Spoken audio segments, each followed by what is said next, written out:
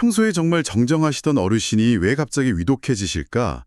심지어는 돌아가시는 경우도 생기고요. 특히 감염병이 유행하는 시기에는 이런 안타까운 소식을 주변에서 많이 접하게 되는데요. 오늘 우리가 함께 살펴볼 자료는 바로 이 현상의 중심에 있는 사이토카인 폭풍에 대한 것입니다. 보내주신 자료들을 바탕으로 이 사이토카인 폭풍의 역설적인 본질, 그리고 정말 놀랍게도 복식호흡이 어떻게 여기서 중요한 역할을 할 수 있는지 아주 깊이 파고들어 보려고 합니다. 네, 오늘 다룰 내용이 바로 그 지점입니다. 보내주신 자료들의 핵심은요, 이 위험한 상태가 단순히 면역력이 강해서가 아니라 오히려 면역을 제어하는 시스템이 무너져서 발생한다는 점을 딱 짚어주고 있어요. 아, 제어 시스템의 붕괴요? 네, 그래서 오늘 대화는 자연스럽게 세 가지 질문으로 좀 모아질 것 같아요. 첫째, 사이토카인 폭풍은 정확히 뭐고, 왜 면역력이 약하다고 알려진 노인에게 오히려 더 치명적일 수 있는가? 네, 그게 가장 궁금했어요. 그리고 둘째, 이 폭풍이 실제로 우리 몸을 어떤 단계로 무너뜨리는가? 그리고 마지막으로 어쩌면 가장 희망적인 부분일 텐데 복식호흡이라는 이 단순해 보이는 행위가 어떻게 이 복잡한 시스템 붕괴의 고리를 끊는 데 기여할 수 있는가? 이 흐름을 한번 따라가 보시죠. 와, 그 세 가지 질문이 정말 핵심을 꿰뚫는 것 같습니다. 특히 첫 번째 질문이요.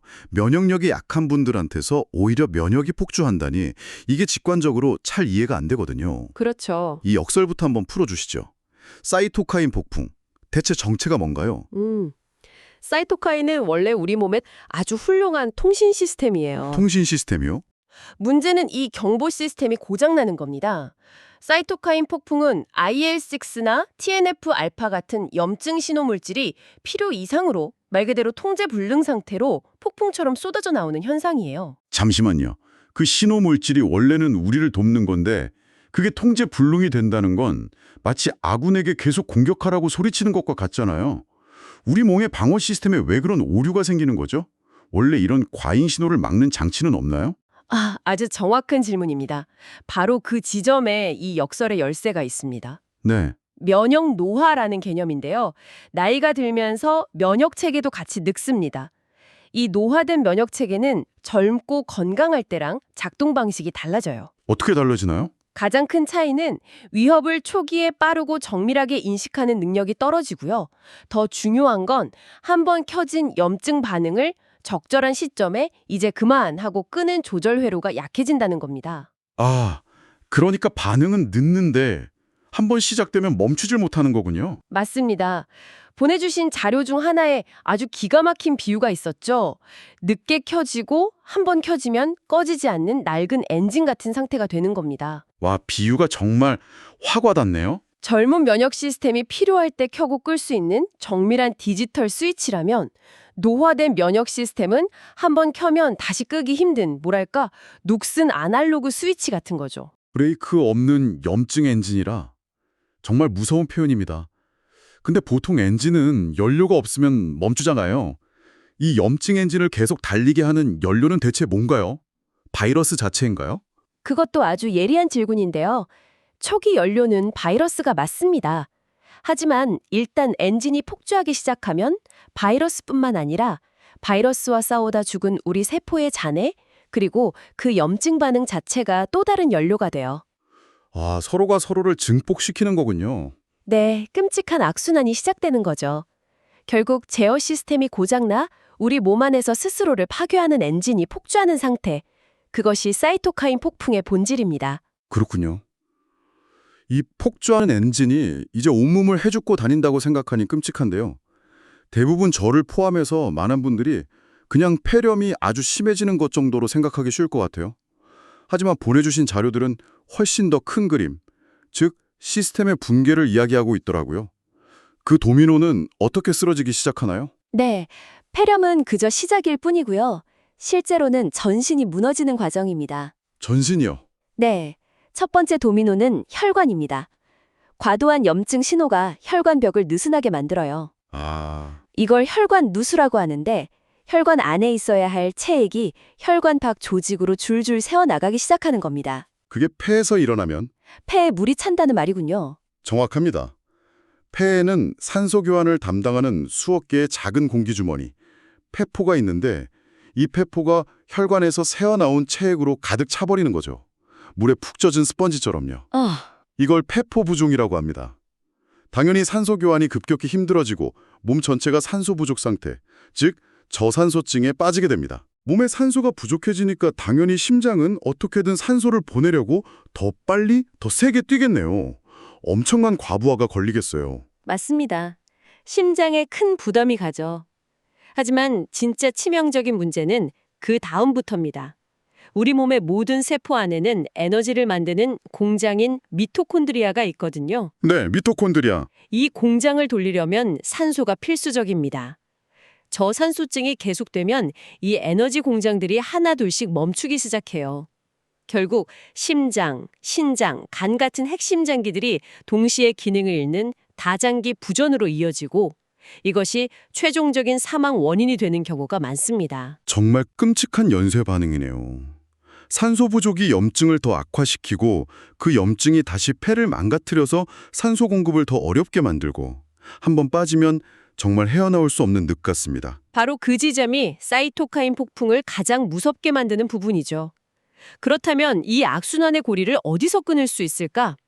물론 병원에서는 스테로이드나 IL-6 억제제 같은 강력한 항염증 치료로 이 고리를 끊으려고 시도합니다. 듣다 보니 정말 절망적인 악순환처럼 들려요.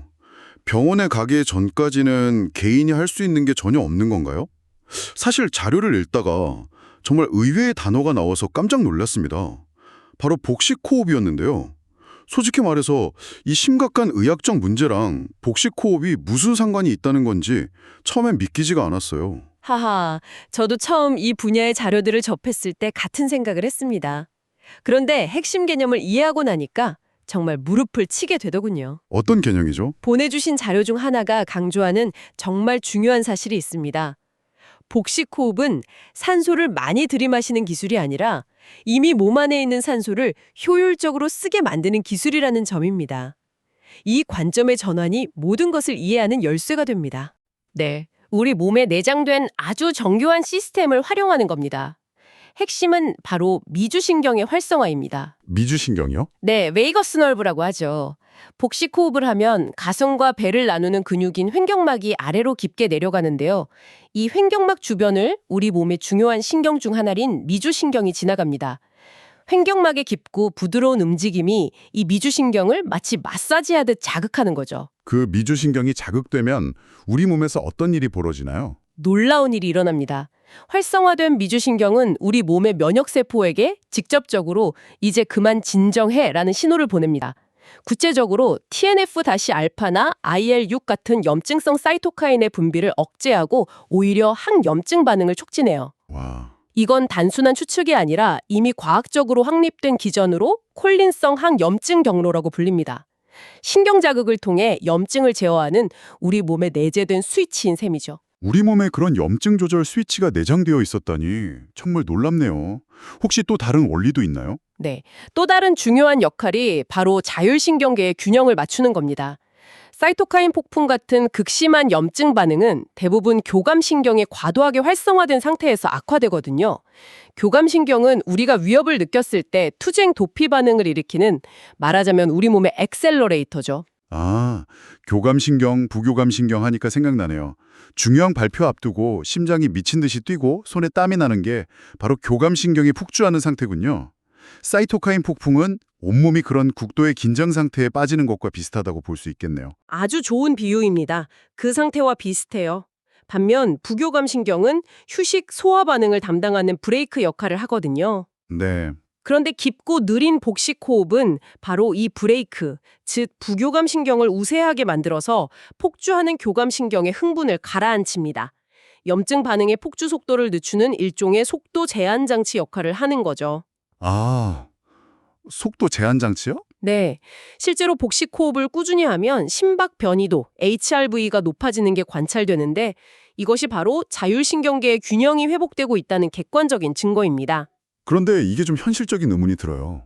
진짜 아파서 숨쉬기도 힘든데 의식적으로 자, 이제 복식 호흡을 해야지. 이게 과연 가능할까요? 솔직히 잘 상상이 안 가거든요. 아주 현실적이고 중요한 질문입니다. 자료의 답은 명확해요. 의미가 있다, 단 조건이 있다는 겁니다. 그리고 그 조건이 모든 것의 핵심이에요. 조건이요? 첫 번째 조건은 평소에 연습되어 자동화되어 있어야 한다는 것입니다. 자동화되어 있어야 한다고요? 네, 아파서 열이 나고 정신이 혼미할 때는 우리의 인지 능력이 현저히 떨어집니다. 그때는 무언가를 의식적으로 배우고 실행하기가 거의 불가능해요. 그저 평소 몸에 배어있던 자동화된 패턴에 의존하게 되죠. 호흡도 마찬가지입니다. 평소에 짧고 얕은 흉식호흡만 하던 사람은 위급한 상황에서도 그 호흡만 반복하게 돼요. 아, 물에 빠져 허우적거릴 때 수영을 배우려는 것과 같아요. 아무 의미가 없죠. 몸이 기억하는 습관이 되어 있어야만 위기 상황에서 나도 모르게 발현된다는 의미군요. 그럼 두 번째 조건은 뭔가요? 두 번째 조건은 목표를 정확히 알아야 한다는 겁니다. 복식 호흡의 목표는 산소 포화도 수치를 억지로 끌어올리기 위해 산소를 폐에 채우는 것이 아니에요. 진짜 목표는 조직으로 산소를 효율적으로 전달하는 효율을 높이는 데 있어요. 아, 사이토카인 폭풍 상황의 진짜 문제는 혈액에 산소가 없는 게 아니라 염증 때문에 우리 몸의 조직이 그 산소를 제대로 못 쓰는 상태에 빠진다는 점입니다.